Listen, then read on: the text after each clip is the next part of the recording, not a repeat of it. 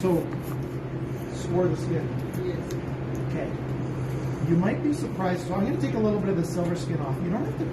It doesn't have to be perfect, but I'm going to take some of it off. Okay.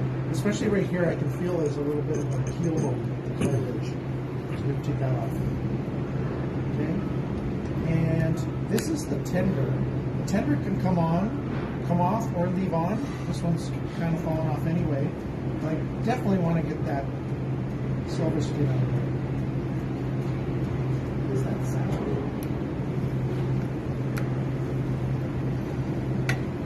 So, silver skin, let's pull this guy right off.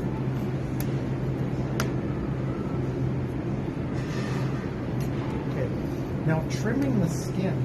I'm going to trim a little bit of the skin, but I want the skin to be bigger than the duck because the skin shrinks. Okay? So I'm going to leave that like that. We can trim it afterwards if we want to, after it's cooked.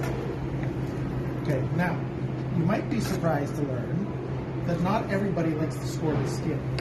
And I think it cooks better without. So what we're going to do is score one and not score the other one, and then you guys decide. Okay? So, we did something like that. Did you guys go back and forth or just one direction? Okay. Crisscross. Now, this is very common. Just like the fish, though, what we want is the duck skin to be in the frying pan long enough that the fat comes out of it. We can make it brown in a minute, but we don't want it brown. We want it crispy.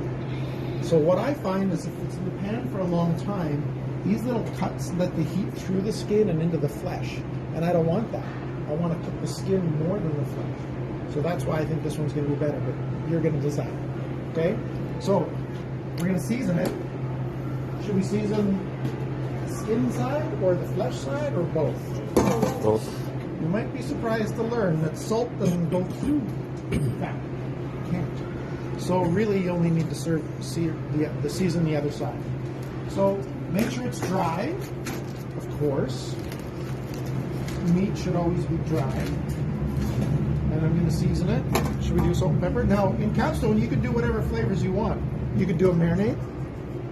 You could marinate your duck overnight and do the duck on second day. You have lots of options. I don't really need any fat in the frying pan, but I don't want it to stick, so I'm going to put just the tiniest little bit of canola in there. I'll bring this over so you guys can see. So just like a hint of it. And get the pan warm enough that it sizzles a little bit, but not too much, okay? And then that's going to go down. I'm going to leave it medium to low. I'm going to leave it there for internal temperature, probably 125, and take it off. Okay? But I'll call you guys back when it hits that temperature.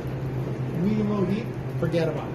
So in capstone, same thing as the salmon. My advice for the salmon: get the duck cooking, have everything else prepared. So now the the duck is cooking. Now you've got time to reheat all your other things, reduce your sauce, whatever you need to do. Usually around how long does it take?